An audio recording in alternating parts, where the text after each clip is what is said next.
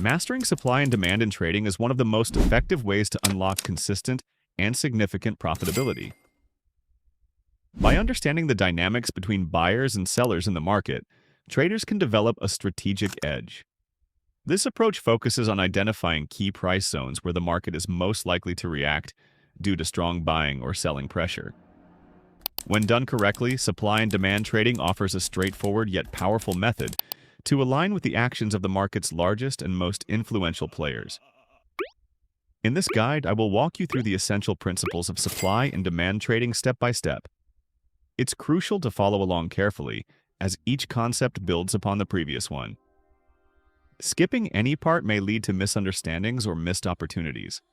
Let's dive deeper into what supply and demand mean, why they are so effective, and how you can use them to your advantage. Supply and demand in trading represent the forces that drive price movements. At its core, the principle is simple.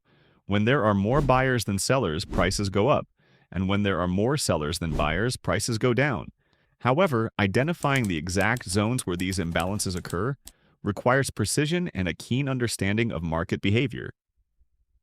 Supply occurs when sellers dominate the market, creating downward pressure on prices. These zones often appear after a strong uptrend and signal where prices are likely to reverse or stall. Demand arises when buyers dominate the market, creating upward pressure on prices.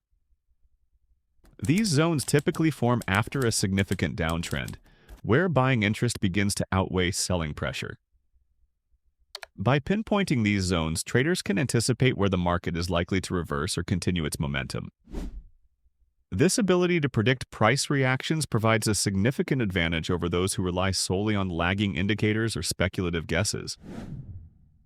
Momentum is a critical factor when identifying supply and demand zones. Large, aggressive price movements, represented by long candles on a chart, are often the result of institutional activity. These big players, such as banks and hedge funds, have the capital to move markets, and their activity leaves behind clear footprints in the form of strong momentum candles. For example, a series of large red candles indicates strong selling pressure, often marking the beginning of a supply zone. A series of large green candles signals strong buying pressure, typically indicating the start of a demand zone. On the other hand, small candles with little movement suggest indecision or low activity. These areas are less significant and often represent periods where neither buyers nor sellers are in control. Trading supply and demand is a strategy rooted in market fundamentals. This approach focuses on the core drivers of price action, buying and selling pressure. Here's why it works so well.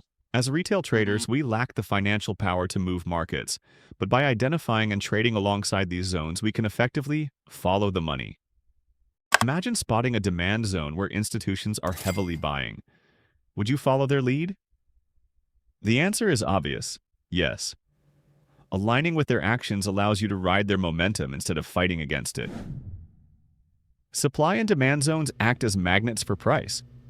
When the market approaches these zones, it's likely to react in predictable ways, either reversing or continuing its momentum. This predictability provides clear entry and exit points for trades. Identifying supply and demand zones is the foundation of this strategy. Here's how to do it step by step. Start by looking for momentum candles, large, aggressive price movements in one direction, and are the first clue that a supply or demand zone may be forming. Green momentum candles indicate strong buying pressure, demand. Red momentum candles indicate strong selling pressure, supply. Focus on areas where you see at least 3 consecutive momentum candles moving in the same direction. Once you've identified momentum candles, trace the move back to its origin. This is the point where the market began its strong movement. Use a rectangle tool to mark the high and low of the candle or consolidation area where the move began. Extend the rectangle to the right. This becomes your supply or demand zone. After marking the zone, wait for the price to return to it.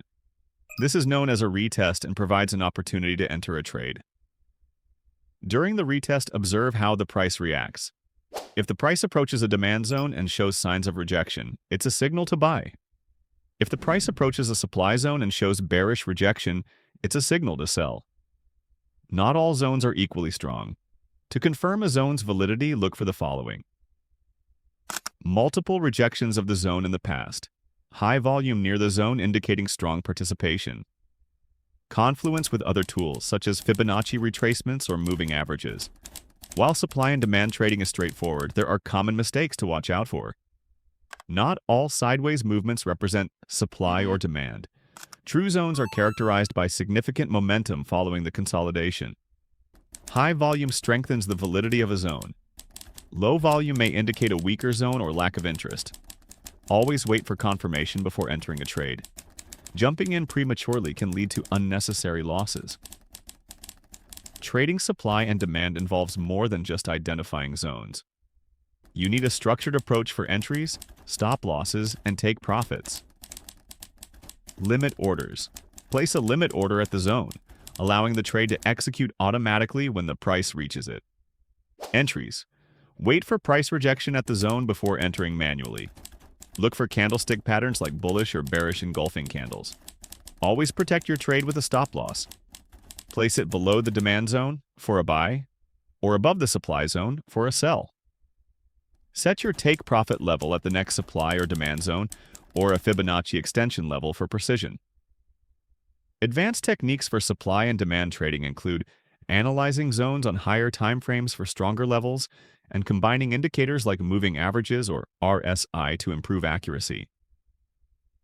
Volume analysis can also strengthen confidence, as high volume at a zone suggests strong institutional participation. When trading a demand zone, identify 3 consecutive green momentum candles, mark the origin of the move, wait for the price to retest the zone, and enter upon bullish rejection. Similarly, in a supply zone, identify 3 red momentum candles, mark the origin, wait for a retest, and enter upon bearish rejection. This strategy works because it's rooted in market psychology. By understanding where buyers and sellers are most active, you can predict price movements with greater accuracy. Mastering supply and demand requires patience, practice, and precision. By aligning your trades with institutional activity, you trade smarter, not harder. Every successful trader starts as a beginner, but with continuous learning and dedication, you can become confident and profitable. Remember, you're just one trade away from transforming your trading journey. Let's get started.